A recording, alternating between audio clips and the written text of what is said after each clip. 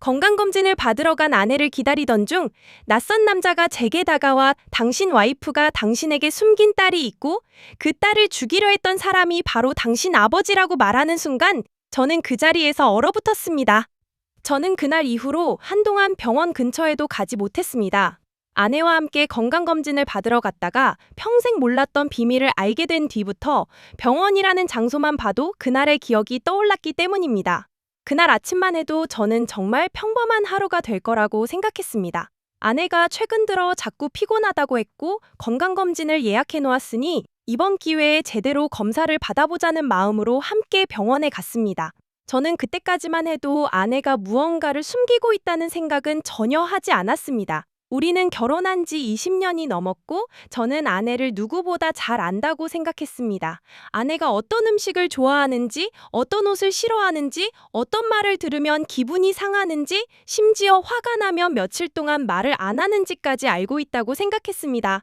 그런데 그날 병원에서 만난 낯선 남자 한 명 때문에 제가 알고 있다고 믿었던 아내의 인생이 한순간에 전부 무너져 내렸습니다. 더 충격적인 것은 그 남자가 처음 저에게 했던 말이었습니다. 당신 와이프 완전히 미친 사람이라고 했습니다. 처음에는 당연히 화가 났습니다. 제가 아내와 함께 있는 자리에서 그런 말을 했다면 당장 따졌을 겁니다. 하지만 이상하게도 그 남자는 제게만 접근했습니다. 그리고 아내가 보이지 않는 곳에서 저를 붙잡았습니다. 그 표정이 너무 심각해서 저는 차마 그냥 지나칠 수 없었습니다. 그 남자는 제게 아내가 지금까지 저에게 숨겨온 것이 하나가 아니라 여러 개라고 했습니다. 처음에는 사기꾼이나 협박범이라고 생각했습니다. 돈을 요구하려는 사람일 수도 있다고 생각했습니다. 그런데 그 남자는 돈을 요구하지 않았습니다. 대신 자기 차를 타고 따라오라고 했습니다.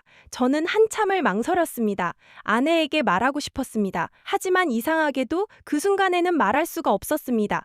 무언가를 확인하기 전까지는 아무것도 묻고 싶지 않았습니다.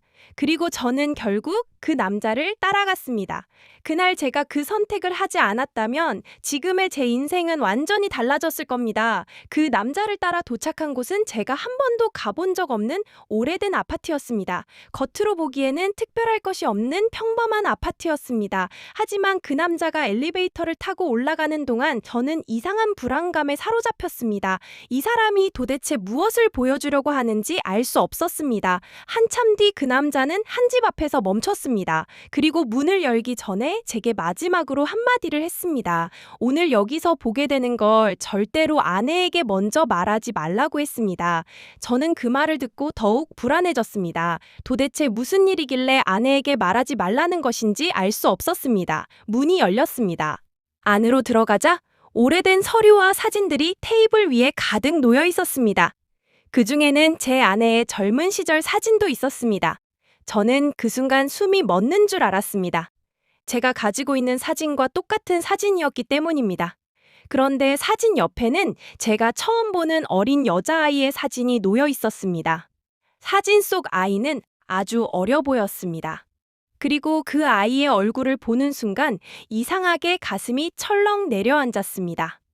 어딘가 아내를 닮아 있었습니다. 그 남자는 그 아이가 누구인지 아느냐고 물었습니다. 저는 모른다고 했습니다. 그는 그 아이가 아내의 친딸이라고 했습니다. 저는 처음에는 그 말을 믿지 않았습니다. 아내에게는 아이가 한 명뿐이었고 그 아이는 오래전부터 연락이 끊긴 것으로 알고 있었습니다. 하지만 그 남자는 그것이 거짓말이라고 했습니다. 아내가 딸을 버린 것이 아니라 누군가에게 빼앗겼다고 했습니다. 그리고 그 과정에 제 가족까지 연결되어 있다고 했습니다. 저는 그 말을 듣고 어이가 없었습니다. 우리 부모님은 아내를 처음 만났을 때부터 며느리로 받아들였고 아무런 문제가 없었습니다. 그런데 그 남자가 꺼낸 서류에는 제 아버지의 이름이 적혀 있었습니다. 저는 그 순간 아무 말도 할 수 없었습니다. 그날 남자는 오래된 병원 기록과 입양 관련 서류를 보여줬습니다.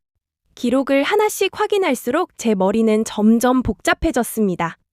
아내가 결혼하기 전 한동안 다른 지역에서 생활했다는 이야기는 알고 있었습니다. 그때 힘든 일이 있었고 그 시절 이야기를 별로 하고 싶어 하지 않는다는 것도 알고 있었습니다. 저는 그저 누구에게나 말하고 싶지 않은 과거가 있을 수 있다고 생각했습니다. 하지만 그 과거가 단순한 연애나 가정 문제 정도가 아니었습니다. 아내는 결혼하기 전 한 아이를 낳았습니다. 그리고 그 아이가 태어난 직후 사라졌습니다. 아내는 그 아이가 죽었다고 믿고 살아왔다는 것이었습니다. 그런데 기록상 그 아이는 죽은 것이 아니었습니다. 누군가가 살아있는 아이를 다른 곳으로 보냈습니다. 그리고 그 과정에서 아내에게는 아이가 죽었다고 거짓말했습니다. 저는 그 사실을 받아들이는 것만으로도 너무 힘들었습니다. 그런데 더 충격적인 부분은 그 아이가 현재 어디에서 살고 있는지였습니다. 그 남자는 아이가 지금도 살아있다고 했습니다. 그리고 그 아이가 바로 제가 몇 년 동안 알고 지냈던 사람과 연결되어 있다고 했습니다. 그 순간 저는 갑자기 아내가 왜 그렇게 오랫동안 특정 사람을 피했는지 떠올랐습니다. 왜 가족 모임에서 어떤 이름이 나오면 갑자기 표정이 굳었는지도 떠올랐습니다. 왜 오래된 사진을 볼 때마다 유난히 슬픈 표정을 지었는지도 생각났습니다.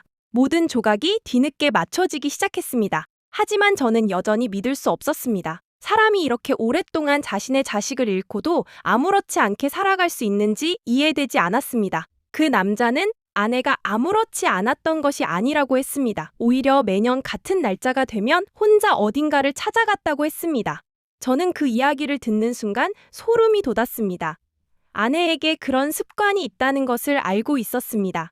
매년 초여름쯤이면 아내는 혼자 외출을 했습니다. 어디에 다녀왔느냐고 물으면 그냥 바람을 쐬고 왔다고 했습니다. 저는 그 말을 믿었습니다. 그런데 그곳이 아이와 관련된 장소였던 겁니다. 그 남자는 아내가 수십 년 동안 그 아이를 찾았다고 했습니다. 하지만 누구에게도 말하지 않았다고 했습니다. 저는 그제야 아내가 왜 가끔 밤늦게까지 혼자 울고 있었는지 이해할 수 있을 것 같았습니다. 제가 옆에 있어도 혼자였던 겁니다. 그 사실이 너무 미안했습니다. 저는 남편이었지만 아내가 가장 아파하는 부분을 전혀 몰랐습니다. 그런데 남자가 마지막으로 보여준 서류에서 저는 더 큰 충격을 받았습니다. 그 아이를 데려간 사람의 이름이 적혀 있었는데 그 이름을 보는 순간 제 심장이 멎는 것 같았습니다. 제 아버지와 관련된 사람이었습니다. 정확히는 아버지가 생전에 운영하던 사업장에서 일했던 사람이었습니다. 저는 그 사람을 어릴 때 몇 번 본 기억이 있었습니다. 아버지가 굉장히 신뢰하던 사람이었습니다. 그런데 그 사람이 아내의 아이를 데려가는데 관여했다는 겁니다. 저는 도저히 이해할 수 없었습니다. 아버지가 왜 그런 일을 허락했는지, 왜 나에게 한 번도 말하지 않았는지, 왜 아내에게 아이가 죽었다는 거짓말을 하도록 내버려 뒀는지 알 수 없었습니다. 그 남자는 당시 제 아버지가 어떤 약점을 잡혀 있었다고 했습니다. 그리고 그 약점 때문에 선택권이 없었다고 했습니다. 저는 아버지가 약점을 잡힐 만한 사람이 아니라고 생각했습니다. 평생 남들에게 존경받던 사람이었습니다. 가족에게도 엄격했고 원칙을 중요하게 생각했습니다. 그런 사람이 왜 아이를 빼앗는 일에 관여했을까? 그 의문이 머릿속에서 떠나지 않았습니다. 집으로 돌아가는 길에 저는 아내에게 아무것도 말하지 않았습니다. 아내는 제가 어디에 다녀왔는지도 몰랐습니다. 평소처럼 저녁을 준비하고 있었습니다. 그 모습을 보는 순간 이상하게 마음이 아팠습니다. 이 사람이 어떻게 이렇게 아무렇지 않게 살 수 있었을까 하는 생각과 동시에 그동안 얼마나 많은 것을 참고 살아왔을까 하는 생각이 들었습니다. 저는 그날 밤 잠을 이루지 못했습니다. 아내가 잠든 뒤 혼자 거실에 앉아 그 남자가 준 자료를 다시 확인했습니다. 그리고 아버지가 남긴 오래된 서류를 찾아보기 시작했습니다. 한참 동안 찾다가 오래된 서류 상자 하나를 발견했습니다. 그 상자는 아버지가 돌아가신 뒤에도 제가 열어보지 않았던 것이었습니다. 안에는 사업 관련 서류와 사진들이 섞여 있었습니다. 그런데 그 안에서 낯익은 사진 한 장이 나왔습니다. 아내였습니다. 젊었을 때의 아내였습니다. 저는 그 사진을 보고 손이 떨렸습니다. 아버지가 아내를 알고 있었다는 뜻이었습니다. 저와 아내가 만나기 훨씬 전부터 말입니다. 그렇다면 우리가 만난 것도 정말 우연이었을까 하는 의심이 생겼습니다. 저와 아내는 처음 회사 모임에서 만났습니다. 친구의 소개로 우연히 자리를 같이 했고 처음에는 별다른 감정도 없었습니다. 그런데 이상하게 두 번째 만남이 빠르게 잡혔습니다. 세 번째 만남도 자연스럽게 이어졌습니다. 결혼까지도 굉장히 빠르게 진행됐습니다. 그때는 그저 인연이라고 생각했습니다. 하지만 지금 돌아보면 이상한 부분이 너무 많았습니다. 아내가 제가 일하던 회사를 정확히 알고 있었던 것처럼 행동했던 순간도 있었습니다. 제가 어느 지역에서 자랐는지, 부모님이 어떤 일을 했는지도 너무 자연스럽게 알고 있었습니다. 그때는 친구를 통해 들었겠거니 생각했습니다. 그런데 이제 와서 보니 그 모든 것이 누군가가 미리 알려준 정보였을 가능성이 있었습니다. 저는 점점 무서워졌습니다. 혹시 아내가 처음부터 나를 알고 접근한 것은 아닐까? 혹시 결혼 자체가 누군가의 계획이었던 것은 아닐까? 그 생각이 들자 아내의 모든 행동이 의심스러워졌습니다. 다음 날 저는 아내에게 일부러 아무것도 모르는 척했습니다. 그리고 평소처럼 아침을 먹었습니다.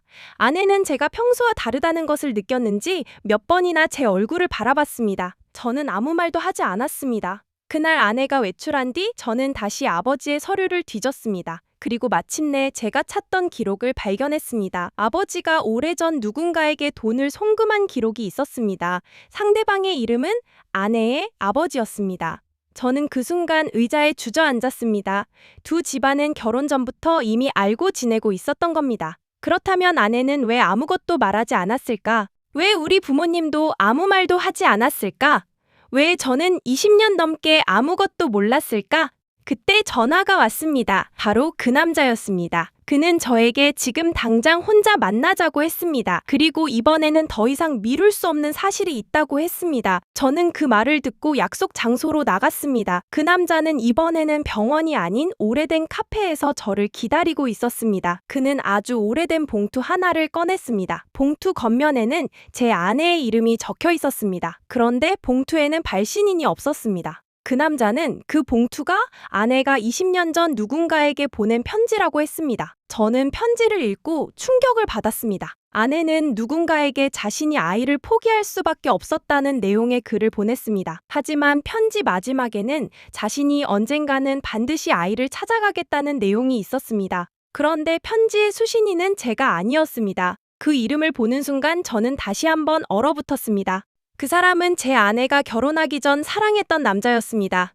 저는 지금까지 그런 사람이 있었다는 사실조차 몰랐습니다. 그 남자는 단순한 연인이 아니었습니다. 아내의 아이의 친아버지였습니다. 그 순간 저는 제가 지금까지 알고 있던 결혼 생활 전체를 다시 생각하게 됐습니다. 저는 그날 집에 돌아와 아내를 기다렸습니다. 이번에는 더 이상 숨길 수 없었습니다. 아내가 집에 들어오는 순간 저는 책상 위에 편지를 올려놨습니다. 아내는 그 편지를 보는 순간 얼굴이 굳었습니다. 그리고 한참 동안 아무 말도 하지 않았습니다. 저는 그 침묵만으로도 충분히 알 수 있었습니다. 그 편지가 진짜라는 것을. 아내는 결국 모든 것을 털어놓았습니다. 자신에게 아이가 있었던 것은 사실이라고 했습니다. 그 아이의 아버지도 따로 있었다고 했습니다. 하지만 자신이 아이를 버린 것이 아니라고 했습니다.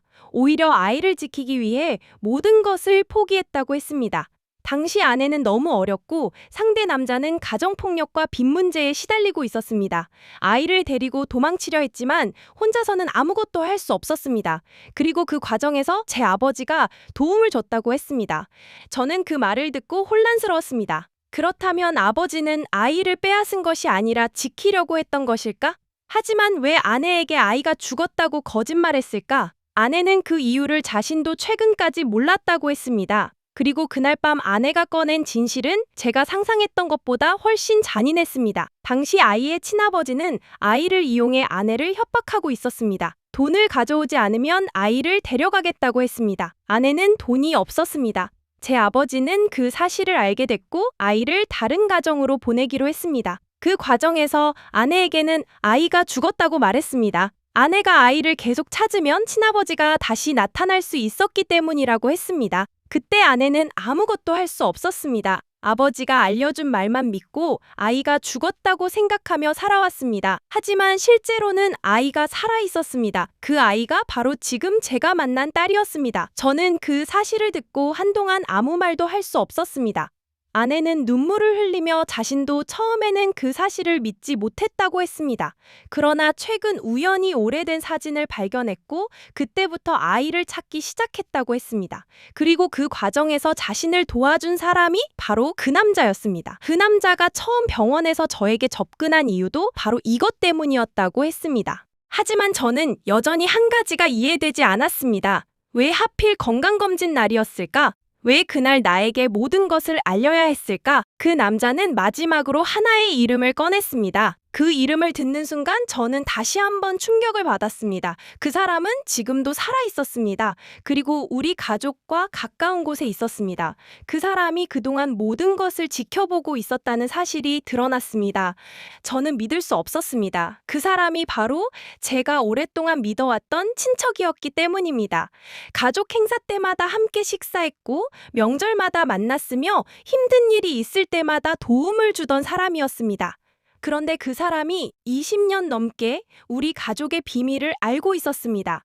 더 끔찍한 것은 그 사람이 아내에게 아이의 행방을 알려주지 못하도록 계속 방해했다는 사실이었습니다.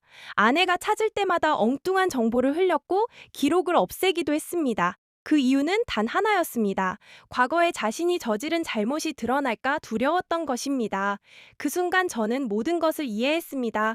건강검진 날에 남자는 아내를 미친 사람이라고 표현했지만 사실 미친 것은 아내가 아니었습니다. 수십 년 동안 가족 전체가 만들어낸 거짓말 속에서 살아온 것이었습니다. 아내가 이상한 행동을 했던 것도 누군가를 만나기 위해서가 아니었습니다. 자신의 딸을 찾기 위해서였습니다. 제가 의심했던 외출도 전부 그 흔적을 찾기 위한 것이었습니다. 휴대전화를 뒤집어 놓았던 것도 다른 남자와 연락해서가 아니었습니다. 누군가 자신을 감시하고 있다는 것을 알고 있었기 때문이었습니다. 저는 그 사실을 알고 너무 미안했습니다.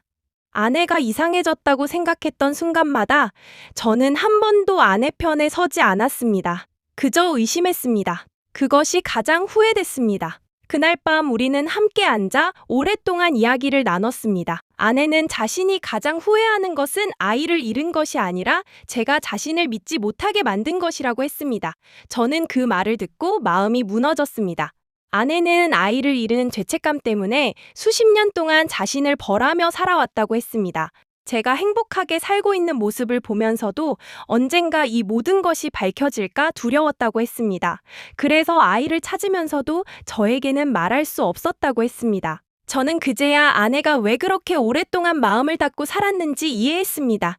우리는 결혼했지만 아내의 인생에서 가장 큰 상처를 함께 나누지 못했습니다. 그것이 우리 결혼 생활의 가장 큰 빈틈이었습니다. 며칠 후 저는 그 아이를 직접 만났습니다. 처음에는 아무 말도 할 수 없었습니다. 딸이라는 말을 입 밖으로 내는 것조차 너무 어색했습니다.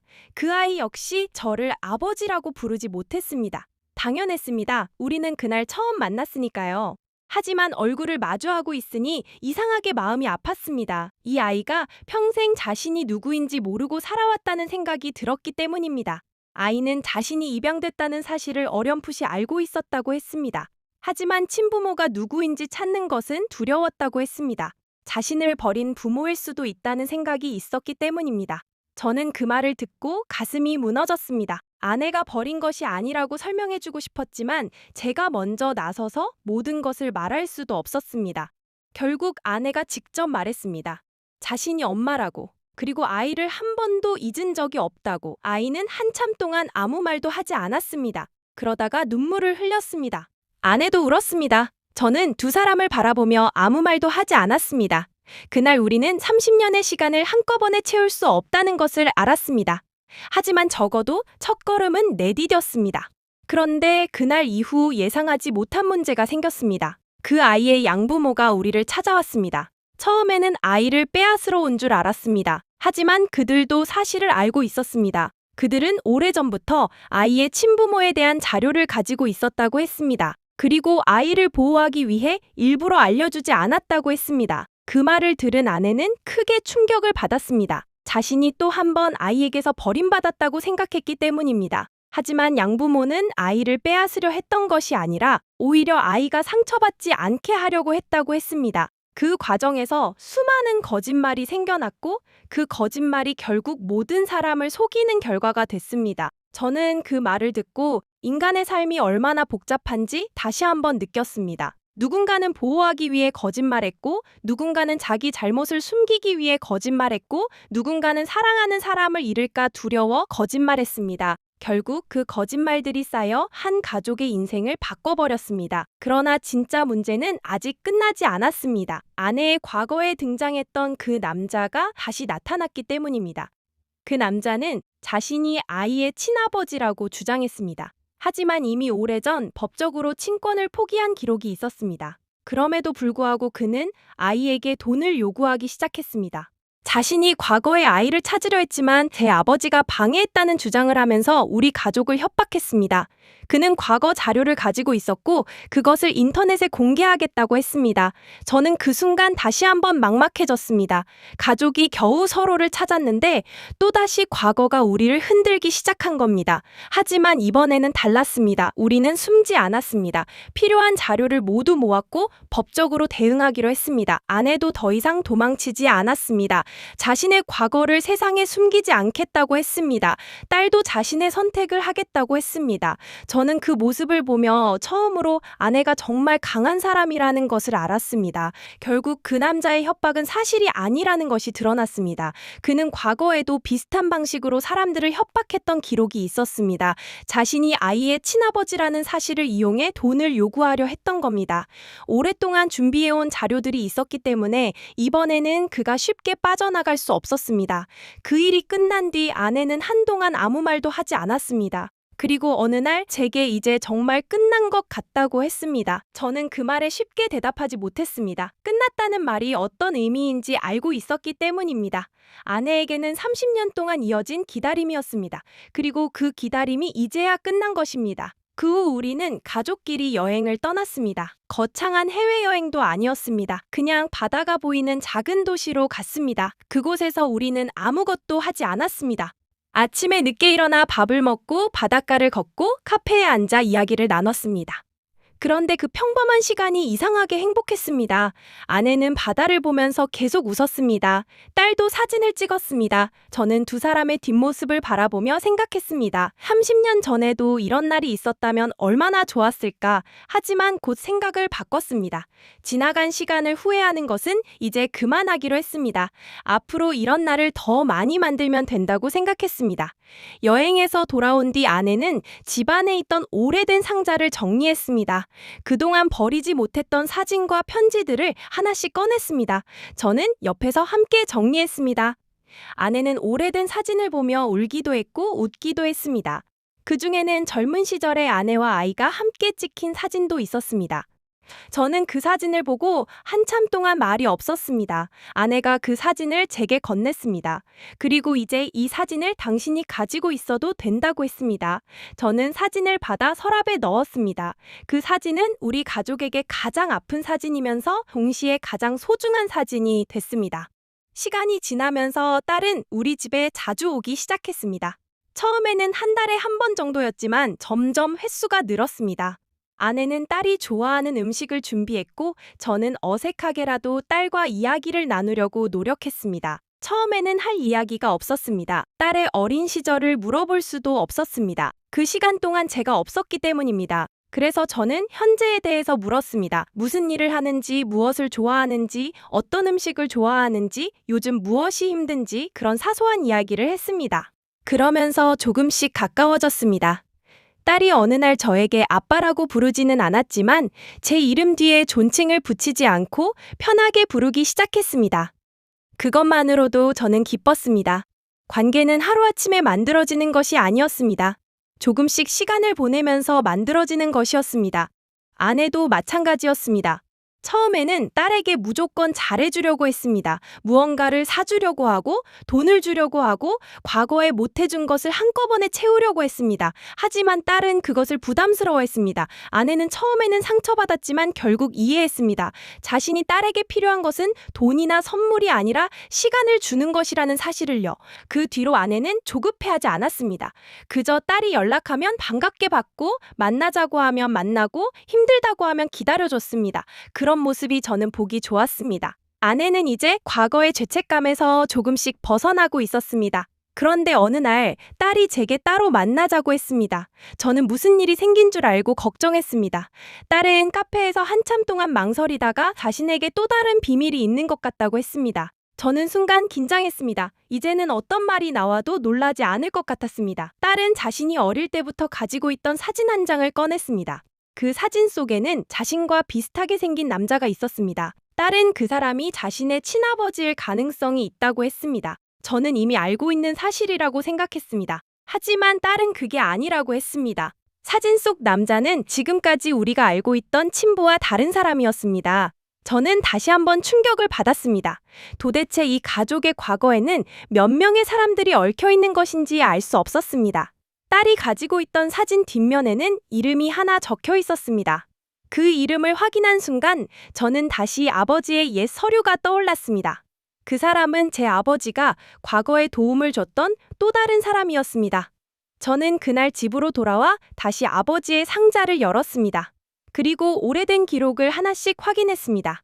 결국 저는 믿기 어려운 사실을 발견했습니다. 아버지는 당시 아이를 보호하는 과정에서 여러 사람에게 도움을 요청했고, 그중 한 명이 딸의 친부와 관련된 사람이었습니다. 하지만 그 과정에서 기록이 뒤섞였고 일부 정보가 잘못 전달됐던 겁니다. 결국 딸의 출생에 대한 기록 일부가 의도적으로 바뀌어 있었습니다. 저는 그 사실을 알고 다시 한번 마음이 무너졌습니다. 아내에게도 말해야 했습니다. 하지만 또다시 아내가 무너질까 두려웠습니다. 결국 저는 아내에게 사실을 말했습니다. 아내는 처음에는 아무 반응도 하지 않았습니다. 그러다가 아주 조용히 말했습니다. 이제는 괜찮다고, 더 이상 무엇이 나와도 도망가지 않겠다고 했습니다. 그 말이 저는 오히려 무서웠습니다. 아내가 너무 많은 상처를 받아서 이제는 아무것도 두렵지 않은 사람이 된 것처럼 보였기 때문입니다. 하지만 아내는 오히려 웃었습니다. 지금 자신에게는 딸이 있고 남편이 있고 함께 이야기를 들어줄 사람들이 있으니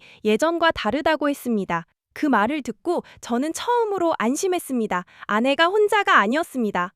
우리는 결국 그 사진 속 남자의 행방을 찾았습니다. 그리고 그 사람에게서 또 다른 기록을 확인했습니다. 그 기록에는 아내가 아이를 포기한 것이 아니라 아이를 보호하기 위해 주변 사람들에게 도움을 요청했다는 사실이 남아 있었습니다.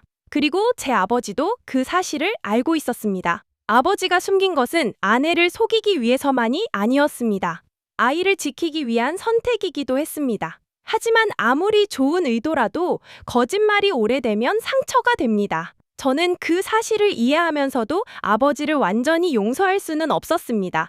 그렇다고 계속 원망할 수도 없었습니다. 이제 아버지는 이 세상에 없었기 때문입니다. 어느 날 저는 아버지의 묘를 찾아갔습니다. 혼자 갔습니다. 그리고 처음으로 아버지에게 화를 냈습니다. 왜 나한테 아무것도 말하지 않았느냐고. 왜 내가 평생 아내와 함께 살면서도 이 사실을 모르도록 했느냐고. 왜 그 많은 사람들의 인생을 당신들이 결정했느냐고 따졌습니다. 한참 동안 말하고 나니 눈물이 났습니다. 그런데 이상하게 마음이 조금 편해졌습니다. 그동안 저는 아버지에게 하고 싶었던 말을 마음속에만 담아두고 있었습니다. 그날 처음으로 전부 꺼내놓았습니다. 그리고 마지막에는 고맙다는 말도 했습니다. 적어도 아이를 살리려고 했던 부분만큼은 고맙다고 했습니다. 그리고 이제는 우리가 알아서 살아가겠다고 했습니다. 집에 돌아오니 아내가 기다리고 있었습니다. 아내는 제가 무슨 말을 했는지 묻지 않았습니다. 그저 제 손을 잡았습니다. 저는 그 손을 잡고 한참 동안 아무 말도 하지 않았습니다. 이제는 서로에게 모든 것을 설명하지 않아도 어느 정도 마음을 알 수 있었습니다. 아내도 저도 많이 변했습니다. 예전에는 서로에게 숨기고 싶은 것이 있었습니다. 하지만 지금은 숨길 것이 생기면 오히려 먼저 이야기합니다. 그렇게 우리는 조금씩 다시 부부가 되어가고 있었습니다. 몇 달 후 딸에게 좋은 일이 생겼습니다. 오랫동안 준비하던 일이 잘 풀렸다는 소식을 들고 우리 집에 찾아왔습니다. 아내는 마치 자신이 그 일을 해낸 것처럼 기뻐했습니다. 저도 덩달아 기뻤습니다. 그날 우리는 작은 케이크 하나를 사서 함께 먹었습니다. 촛불을 켜고 사진도 찍었습니다. 사진 속에는 아내와 딸과 제가 함께 웃고 있었습니다. 저는 그 사진을 한참 바라봤습니다. 몇 년 전만 해도 상상조차 할 수 없었던 모습이었습니다. 그리고 아내가 그 사진을 보면서 한마디 했습니다. 이제는 정말 가족 같다고. 저는 그 말을 듣고 웃었습니다. 가족은 원래부터 완벽하게 만들어지는 것이 아니었습니다. 함께 시간을 보내며 서로의 상처를 받아들이고 그 위에 새로운 기억을 쌓으면서 만들어지는 것이었습니다. 하지만 행복한 시간도 잠시였습니다. 딸이 어느 날 갑자기 연락을 끊었습니다. 전화도 받지 않았고 문자에도 답하지 않았습니다. 아내는 다시 불안해졌습니다.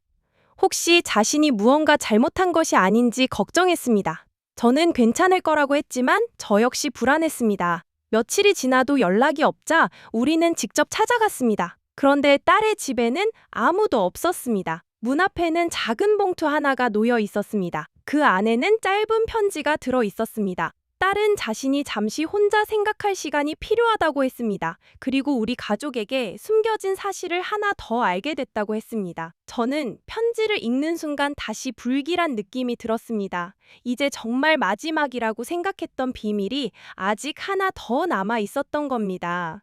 딸이 남긴 단서는 오래된 우체국 사서함 번호였습니다. 우리는 그곳을 찾아갔습니다. 그리고 그 안에서 낡은 녹음기 하나를 발견했습니다. 녹음기에는 오래전 누군가가 남긴 음성이 들어 있었습니다. 목소리는 제 아버지였습니다. 저는 그 목소리를 듣는 순간 아무 말도 할 수 없었습니다. 아버지는 당시 아이를 다른 곳으로 보내야 했던 이유를 설명하고 있었습니다. 그리고 마지막에 아주 충격적인 말을 남겼습니다. 아이를 빼앗으려 했던 사람이 따로 있었고 그 사람을 막기 위해 모든 일을 비밀로 해야 했다는 내용이었습니다. 그 사람이 바로 우리 가족을 수십 년 동안 괴롭혀온 사람이었습니다. 그 순간 저는 그동안 우리가 알고 있던 모든 이야기가 완전히 뒤집힐 수 있다는 것을 깨달았습니다. 녹음 속에서 아버지는 한 사람의 이름을 반복해서 말했습니다. 그 이름은 우리가 전혀 예상하지 못했던 사람이었습니다. 그리고 그 사람은 현재도 살아 있었습니다. 더 놀라운 것은 그 사람이 딸의 양부모와 가까운 관계였다는 사실이었습니다. 우리는 다시 모든 사람을 의심해야 했습니다. 딸의 양부모가 정말 아이를 지키려고 했던 것인지, 혹시 처음부터 모든 것을 알고 있었던 것인지, 그리고 그 과정에서 누군가가 돈을 챙긴 것은 아닌지. 하지만 이번에는 성급하게 판단하지 않았습니다. 자료를 하나씩 확인했습니다. 결국 진실은 또 다른 방향으로 흘러갔습니다. 딸의 양부모는 처음부터 모든 것을 알고 있었던 것이 아니었습니다. 그들도 중간에 잘못된 정보를 전달받았습니다. 그리고 아이를 보호하기 위해 선택한 결정들이 결국 수많은 오해를 만들었습니다. 하지만 그 과정에서 누군가가 돈을 빼돌린 것은 사실이었습니다. 그 사람이 바로 우리가 찾고 있던 인물이었습니다. 그는 수십 년 동안 가족들의 비밀을 이용해 돈을 받아왔습니다.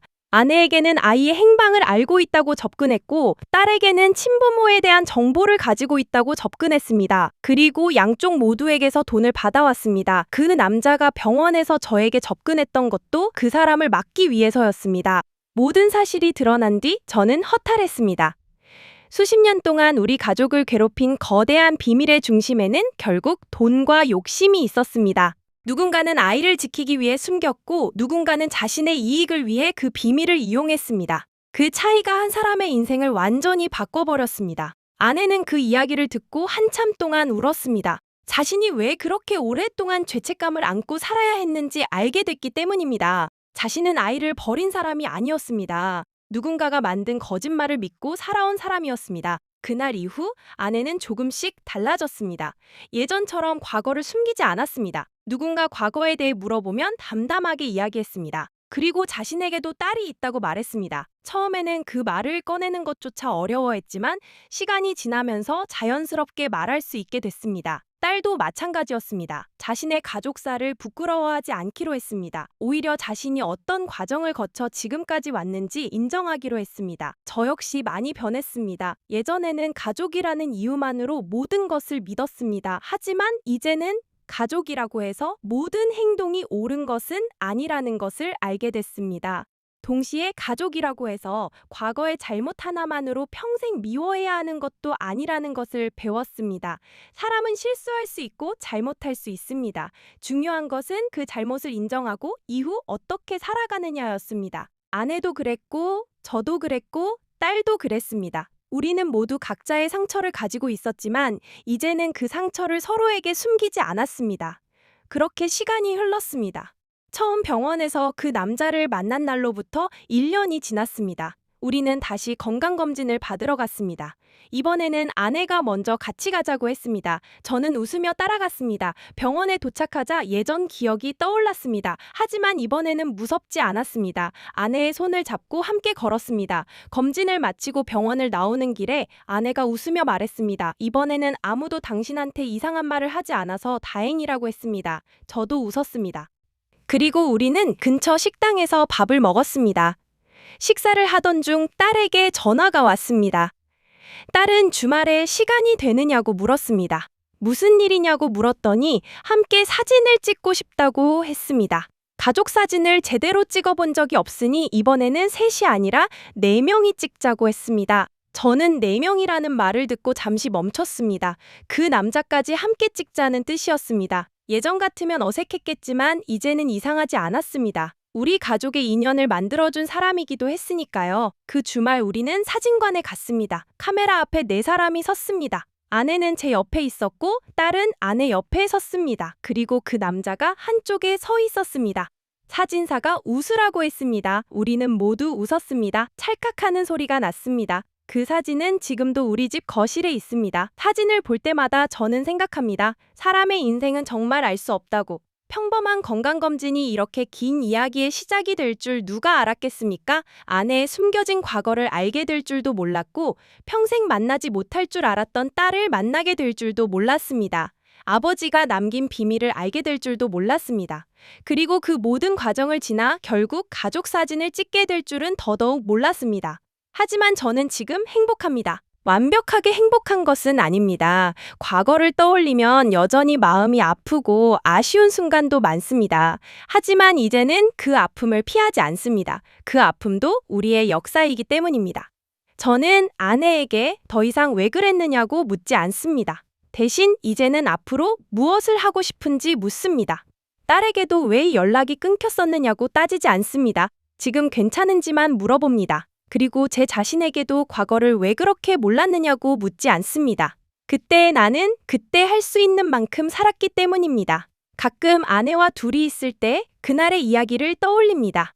아내는 자신이 병원에서 저를 보며 너무 무서웠다고 합니다. 제가 모든 것을 알게 될까봐 무서웠다고 합니다. 저는 그 말을 들으며 웃습니다.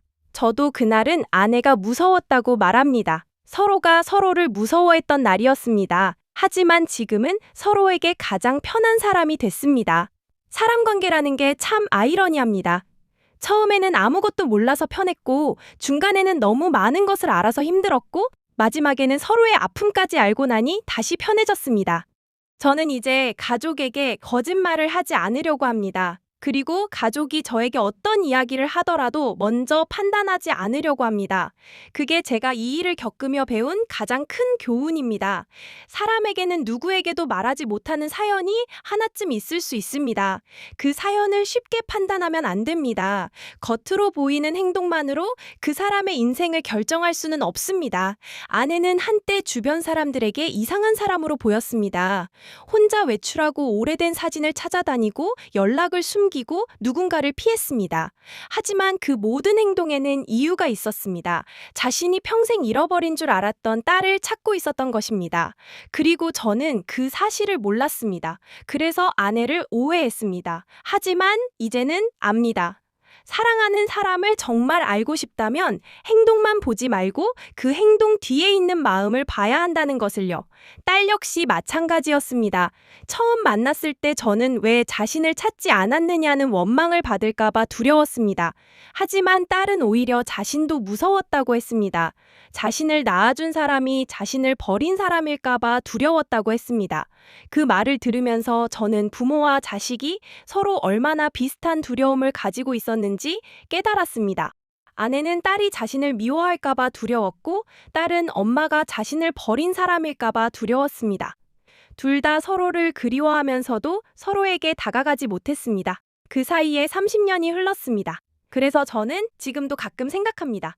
조금만 더 일찍 진실을 알았다면 어땠을까? 조금만 더 용기를 냈다면 어땠을까? 하지만 이제는 그런 생각을 하지 않으려고 합니다.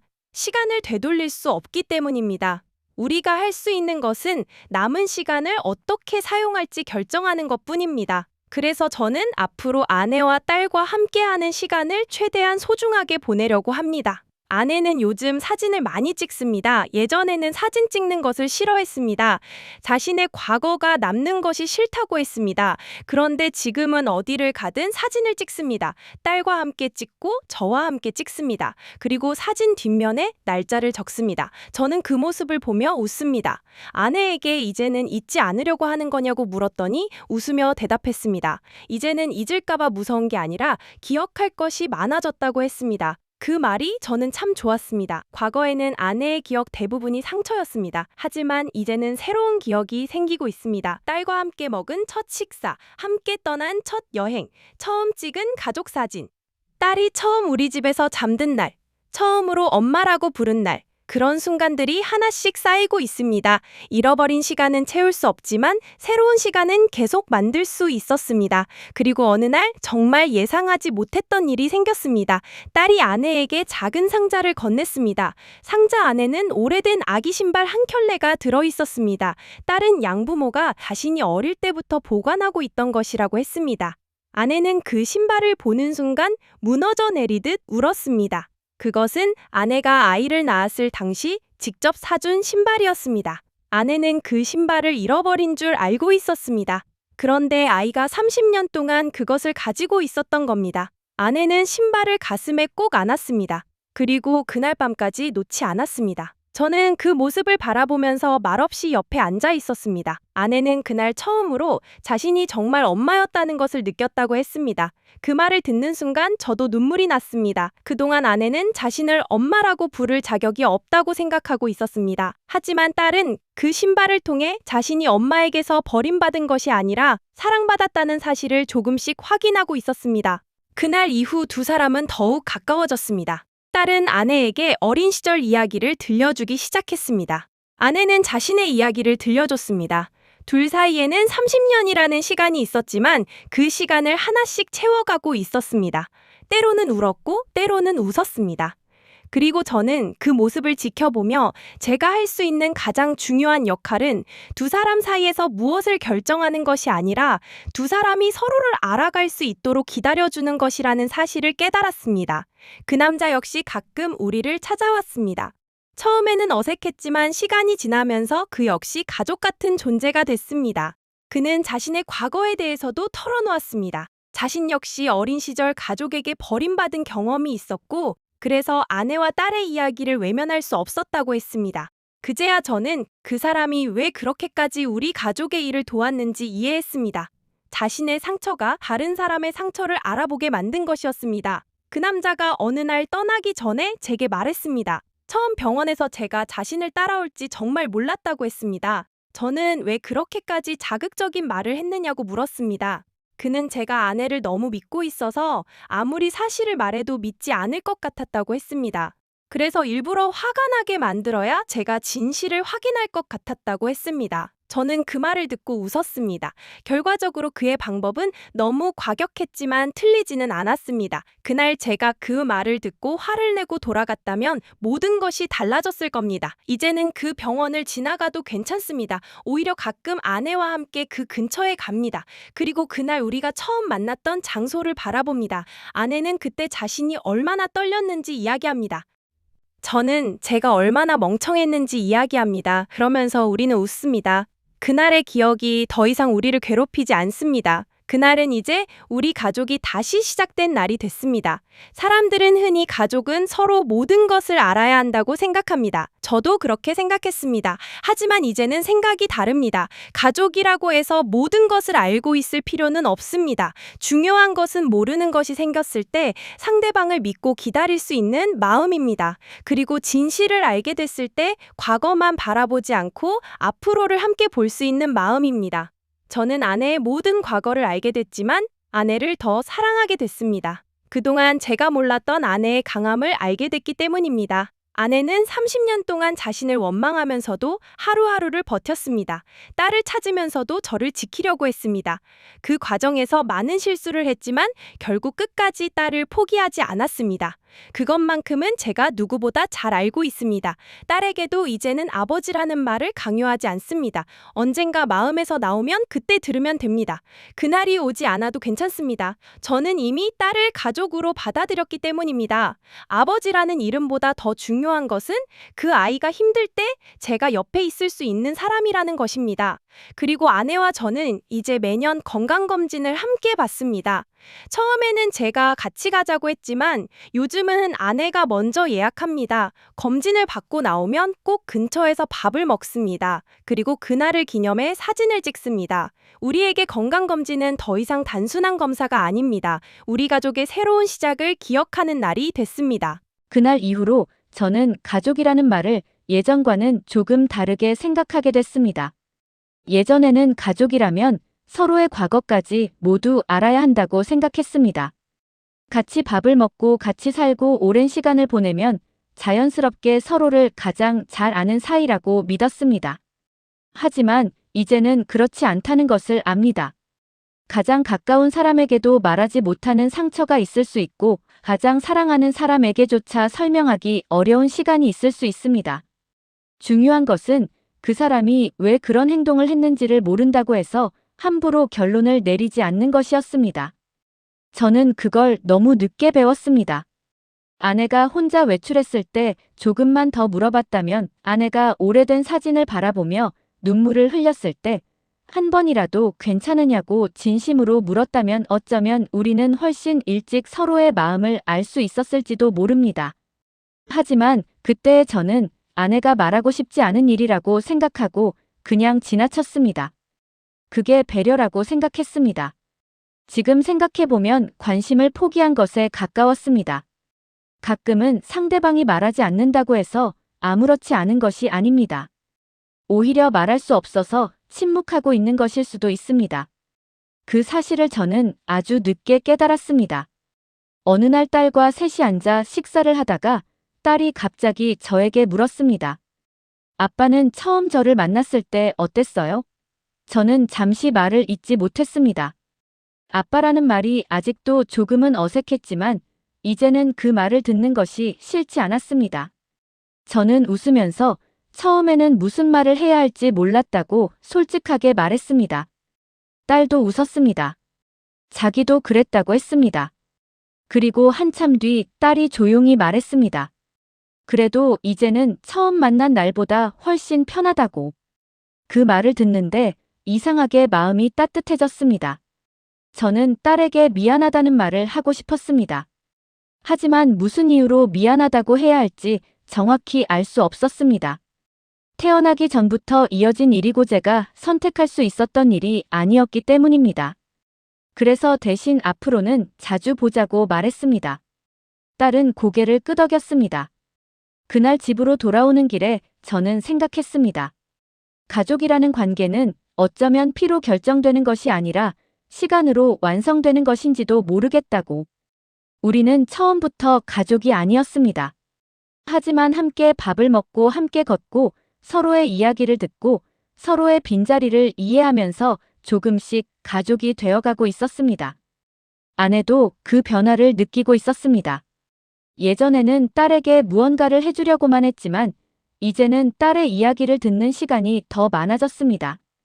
딸이 어릴 때 어떤 음식을 좋아했는지, 학교에서는 어떤 아이였는지, 힘들었던 순간은 언제였는지 하나씩 이야기를 들었습니다. 아내는 그 이야기를 들으며 웃기도 하고 울기도 했습니다. 저는 그런 아내의 모습을 보면서 이제야 아내가 엄마가 되어가는 것 같다는 생각을 했습니다. 물론 아내는 이미 오래전부터 엄마였습니다. 다만 그동안 자신이 엄마라는 사실을 인정하지 못하고 있었던 겁니다. 잃어버린 딸을 찾지 못했다는 죄책감 때문에 스스로 엄마라는 이름을 내려놓고 살았던 것입니다. 그런데 이제 딸이 눈앞에 있으니 더 이상 자신을 부정할 이유가 없었습니다. 어느 날 아내가 제게 말했습니다. 당신한테 정말 미안했다고. 저는 왜 그러냐고 물었습니다. 아내는 자신이 너무 오랫동안 혼자 끌어안고 살아서 결국 나까지 힘들게 만들었다고 했습니다. 저는 고개를 저었습니다. 그리고 이제는 미안하다는 말하지 말라고 했습니다. 이미 충분히 힘들게 살았고 이제는 우리에게 남은 시간을 생각하자고 했습니다. 아내는 한참 저를 바라보다가 웃었습니다. 그 웃는 얼굴을 보는데 처음 결혼했을 때의 아내 얼굴이 잠깐 떠올랐습니다. 20년이 넘는 시간이 흘렀지만 그 순간만큼은 처음 만났던 그때처럼 보였습니다. 저는 그때 처음으로 알았습니다. 사람은 세월 때문에 변하는 것이 아니라 자신이 품고 있는 마음 때문에 얼굴이 달라질 수도 있다는 것을요. 그동안 아내의 얼굴에는 늘 무언가를 숨기고 있는 사람의 표정이 있었습니다. 하지만 이제는 그 표정이 조금씩 사라지고 있었습니다. 딸과 함께 찍은 사진을 보면서 웃고 주말 약속을 기다리고 다음에는 어디로 여행을 갈지 이야기했습니다. 그런 평범한 대화가 우리에게는 너무나 소중했습니다. 그리고 저는 그때부터 작은 약속 하나를 만들었습니다. 가족과 함께 있는 날에는 휴대전화를 최대한 보지 않기로 했습니다. 예전에는 같은 식탁에 앉아 있으면서도 각자 휴대전화를 보고 있을 때가 많았습니다. 하지만 이제는 눈앞에 있는 사람의 얼굴을 보려고 했습니다. 오늘 무슨 일이 있었는지, 무엇이 좋았는지, 무엇이 힘들었는지 직접 물었습니다. 별것 아닌 것 같지만 그 작은 변화가 우리 가족을 더 가깝게 만들었습니다. 어느 저녁에는 아무 이유 없이 딸에게 전화가 왔습니다. 그냥 목소리가 듣고 싶어서 전화했다고 했습니다. 저는 웃으며 무슨 일 있냐고 물었습니다. 딸은 아무 일도 없다고 했습니다. 그냥 가족이 생겼다는 게 아직도 신기해서 전화했다고 했습니다. 그 말을 듣는 순간 저는 한동안 아무 말도 하지 못했습니다. 딸에게 가족은 당연한 것이 아니었던 겁니다. 누군가에게는 평생 당연했던 것이 누군가에게는 평생 기다려온 일이었습니다. 그래서 저는 앞으로 우리가 당연하게 생각하는 것들을 조금 더 소중하게 여기기로 했습니다. 함께 먹는 밥 한 끼 같이 찍는 사진 한 장, 아무 의미 없이 나누는 전화 한 통. 그런 평범한 순간들이 사실은 인생에서 가장 오래 남는 기억일지도 모릅니다. 그리고 저는 이제 아내에게도 자주 말합니다. 오늘 하루 어땠느냐고. 아내는 처음에는 갑자기 왜 그러느냐고 웃었습니다. 그러다가 어느 순간부터는 제가 묻기도 전에 먼저 이야기를 시작했습니다. 저는 그 이야기를 들으며 생각했습니다. 우리는 20년 넘게 함께 살았지만 이제야 제대로 대화를 시작하고 있는지도 모르겠다고. 조금 늦었지만 괜찮았습니다. 늦었다고 해서 시작할 수 없는 것은 아니니까요. 잃어버린 30년을 되돌릴 수는 없지만 앞으로의 10년, 20년은 우리가 직접 만들어갈 수 있었습니다. 그래서 저는 더 이상 과거의 빈자리를 세지 않기로 했습니다. 대신 앞으로 채워갈 시간을 세기로 했습니다. 아내와 함께할 아침을 세고 딸과 함께할 식사를 세고 가족 사진을 찍을 날을 세기로 했습니다. 그리고 언젠가 우리가 지금의 시간을 돌아보게 되는 날, 그때는 이렇게 말할 수 있었으면 좋겠습니다. 힘든 일이 있었지만 그래도 끝까지 서로를 놓지 않았다고. 그것이면 충분하다고.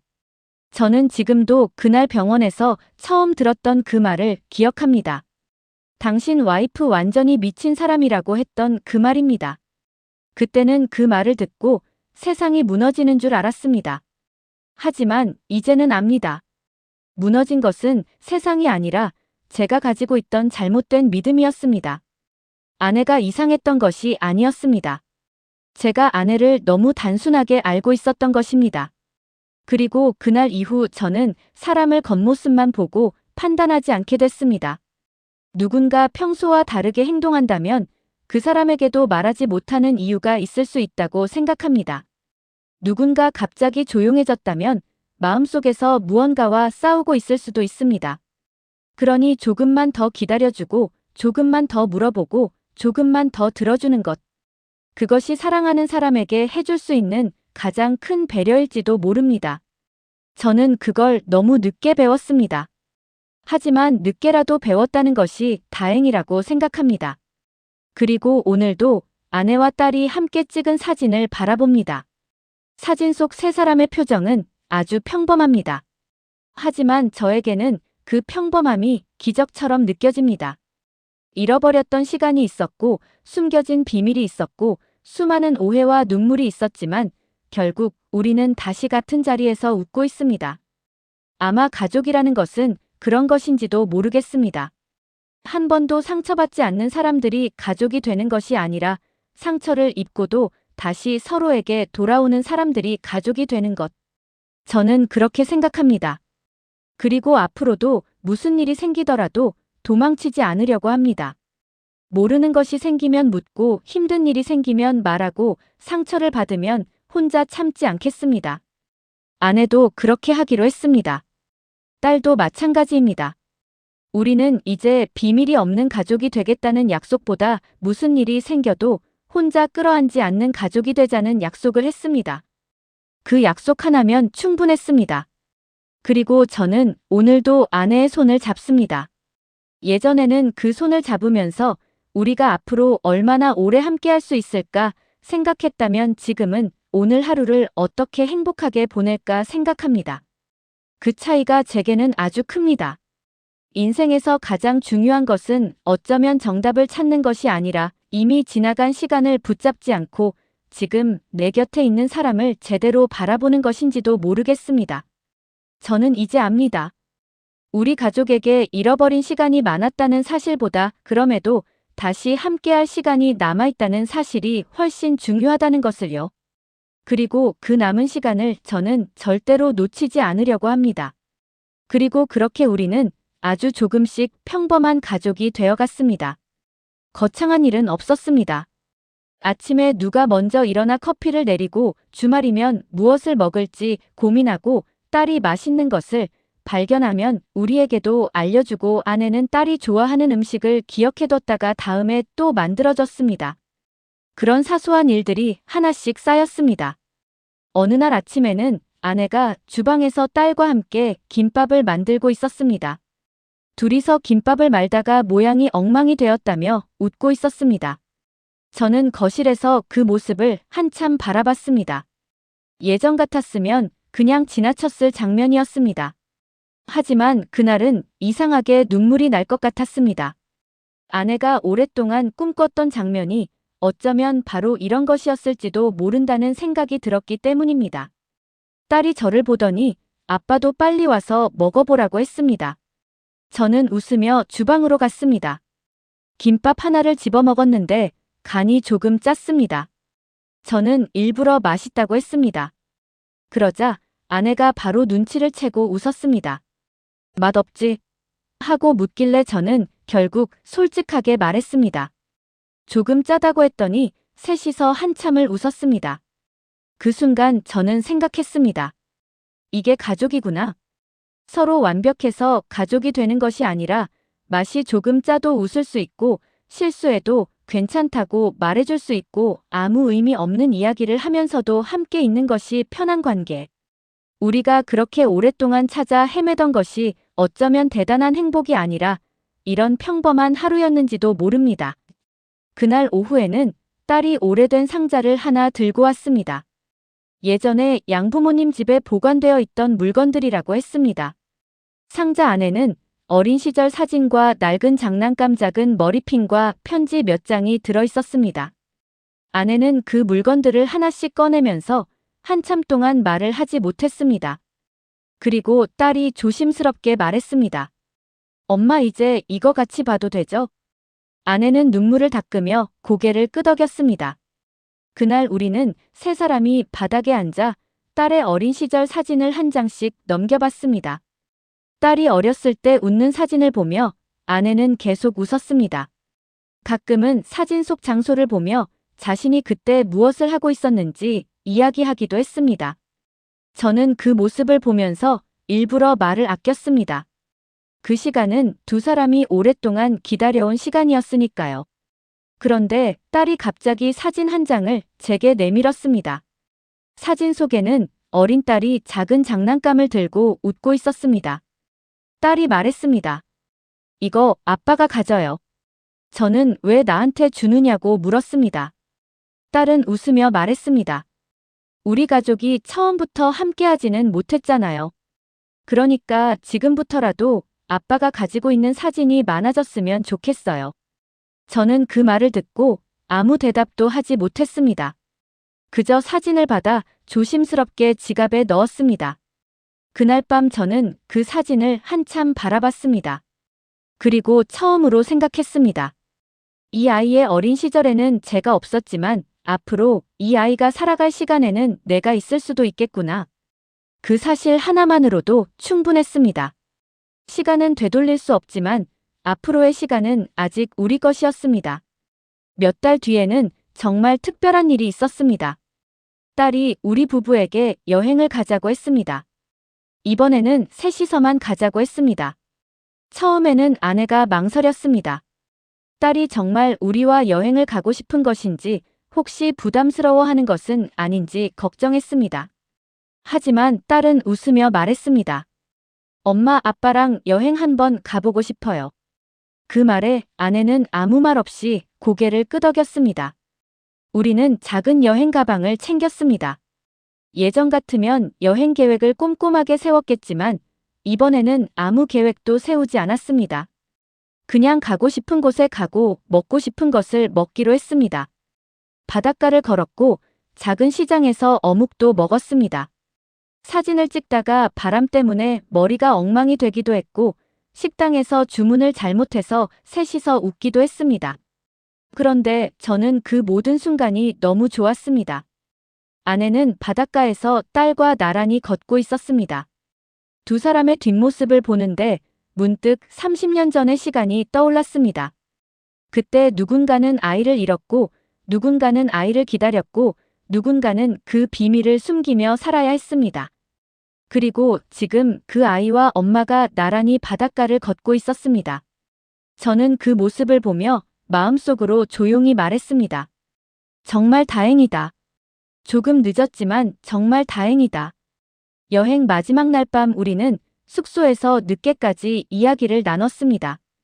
딸은 어릴 때 자신이 어떤 아이였는지 이야기했고 아내는 자신이 딸을 처음 낳았던 날 이야기를 들려줬습니다. 저는 두 사람의 이야기를 들으며 웃기도 하고 울기도 했습니다. 그러다 딸이 조용히 말했습니다. 엄마. 아내가 대답했습니다. 응. 딸은 한참 망설이다가 말했습니다. 나 낳아줘서 고마워요. 그 순간 아내가 고개를 숙였습니다. 눈물이 계속 떨어졌습니다. 아내는 아무 말도 하지 못했습니다. 딸이 다시 말했습니다. 그리고 기다려줘서 고마워요. 아내는 결국 딸을 꼭 안았습니다. 저는 그 모습을 바라보다가 창밖을 봤습니다. 괜히 눈물이 날 것 같아서였습니다. 그날 밤 저는 처음으로 이 긴 이야기가 정말 끝나고 있다는 생각이 들었습니다. 비밀도 끝났고 오해도 끝났고 서로를 의심하던 시간도 끝났습니다. 이제 우리에게 남은 것은 새로운 시간을 만들어가는 일이었습니다. 집으로 돌아온 뒤 우리는 거실 벽에 가족 사진을 하나 걸었습니다. 처음에는 아내와 저만 찍은 사진이었습니다. 그 옆에 딸과 함께 찍은 사진을 하나 더 걸었습니다. 그리고 그 아래에 작은 글씨로 날짜를 적었습니다. 우리 가족이 다시 만난 날. 아내는 그 글씨를 한참 바라보다가 웃었습니다. 예전 같았으면 날짜를 보면서 잃어버린 시간을 생각했을 겁니다. 하지만 이제는 달랐습니다. 그 날짜는 잃어버린 날이 아니라 다시 시작한 날이 되었습니다. 그리고 저는 가끔 그 사진 앞에 서서 생각합니다. 인생에서 모든 것을 제때 얻는 사람은 많지 않을 겁니다. 어떤 사람은 사랑을 늦게 만나고 어떤 사람은 가족을 늦게 만나고 어떤 사람은 자신이 정말 소중하게 생각해야 할 것을 아주 늦게 깨닫습니다. 하지만 늦었다고 해서 모두 끝난 것은 아닙니다. 우리에게 남은 시간이 있다면 다시 시작할 수 있습니다. 저와 아내가 그랬고 아내와 딸이 그랬습니다. 잃어버린 30년은 돌아오지 않았습니다. 하지만 그 30년을 대신할 수 있는 새로운 추억은 하나씩 만들 수 있었습니다. 함께 먹은 첫 식사, 처음 찍은 가족 사진, 처음 떠난 여행, 처음 함께 웃었던 날, 그리고 앞으로도 계속 생겨날 수많은 평범한 날들. 저는 이제 그 평범한 날들이 가장 큰 행복이라는 것을 압니다. 어느 저녁 세 사람이 함께 식사를 마치고 거실에 앉아 있었습니다. 딸이 갑자기 말했습니다. 우리 다음에는 어디 갈까요? 아내가 웃으며 말했습니다. 이번에는 내가 정해. 딸이 저를 바라봤습니다. 저는 잠시 생각하다가 말했습니다. 어디든 좋지. 셋이 같이 가면. 아내가 웃었고 딸도 웃었습니다. 저는 그 모습을 바라보며 마음속으로 생각했습니다. 아마 행복이라는 건 이런 것인지도 모릅니다. 대단한 일이 생기는 것이 아니라 내일 또 만날 사람이 있다는 것. 다음 주에 함께 먹을 식사가 있다는 것. 다음 달에 함께 갈 곳을 이야기할 수 있다는 것. 그리고 아무 이유 없이 전화를 걸어도 받아줄 사람이 있다는 것. 그것만으로도 충분히 행복한 삶일 수 있습니다. 저는 이제 병원이 무섭지 않습니다. 그날 이후 오랫동안 병원 근처에도 가지 못했지만 이제는 아내와 함께 건강검진을 받으러 갑니다. 검사를 마치고 나오면 늘 같은 곳에서 밥을 먹습니다. 그리고 사진을 한 장 찍습니다. 아내는 사진을 찍을 때마다 말합니다. 이번에는 웃어요. 저는 대답합니다. 나 지금 웃고 있잖아. 그러면 아내가 웃습니다. 딸도 옆에서 웃습니다. 찰칵. 사진 한 장이 남습니다. 그 사진을 집에 가져와 벽에 걸어놓으면 저는 한참 동안 바라봅니다. 그리고 생각합니다. 그날 병원에서 제 인생이 무너졌다고 생각했지만 사실은 그날부터 제 인생이 다시 시작된 것이었습니다. 아내의 비밀을 알게 됐고, 딸을 만났고, 아버지가 남긴 과거를 알게 됐고, 가족이라는 의미도 다시 배웠습니다. 무엇보다 저는 이제 내 곁에 있는 사람을 당연하게 생각하지 않습니다. 아내가 오늘 웃어주는 것, 딸이 오늘 전화를 해주는 것, 함께 식탁에 앉아 밥을 먹는 것, 그 모든 것이 제게는 선물입니다. 그래서 저는 앞으로도 아내의 손을 놓지 않으려고 합니다. 딸이 원할 때 언제든 달려갈 수 있는 사람이 되고 싶습니다. 그리고 언젠가 아주 먼 훗날 우리가 이 이야기를 다시 꺼내게 된다면 그때는 웃으면서 말하고 싶습니다. 정말 힘든 시간이었지만 그래도 결국 우리 가족은 다시 만났다고. 잃어버린 시간은 많았지만 남은 시간은 더 소중하게 살았다고. 그리고 마지막으로 그날 병원에서 저에게 다가왔던 그 낯선 남자에게도 마음속으로 고맙다고 말하고 싶습니다. 그 사람이 아니었다면 저는 아내의 마음을 평생 몰랐을지도 모릅니다. 딸을 만나지 못했을지도 모릅니다. 그리고 가족이라는 말의 진짜 의미도 알지 못했을 겁니다. 그날은 제 인생에서 가장 무서운 날이었습니다. 하지만 동시에 가장 소중한 날이었습니다. 사람의 인생은 참 이상합니다. 가장 큰 슬픔이 가장 큰 기쁨의 시작이 되기도 하고 가장 늦게 찾아온 사람이 가장 소중한 사람이 되기도 합니다. 그리고 때로는 끝이라고 생각했던 순간이 새로운 시작이 되기도 합니다. 저에게 그날이 그랬습니다. 이제 저는 과거를 붙잡고 살지 않습니다. 대신 오늘 저녁 아내와 무엇을 먹을지 생각하고 주말에 딸과 어디를 갈지 이야기합니다. 그리고 내일 아침에도 눈을 뜨면 가장 먼저 곁에 있는 아내에게 말할 겁니다. 잘 잤어? 아내가 웃으며 대답할 겁니다. 응. 당신은? 저도 웃으며 대답할 겁니다. 나도 잘 잤어. 그렇게 또 하루가 시작될 겁니다. 아주 평범한 하루가. 하지만 이제 저는 압니다. 그 평범한 하루가 얼마나 귀한 것인지. 그래서 앞으로는 그 평범한 하루를 오래오래 사랑하며 살아가려고 합니다. 잃어버린 시간은 돌아오지 않지만 우리에게는 아직 함께 웃을 시간이 남아있으니까요. 그리고 저는 그 사실 하나만으로도 충분히 행복합니다. 정말로 이제는 행복합니다.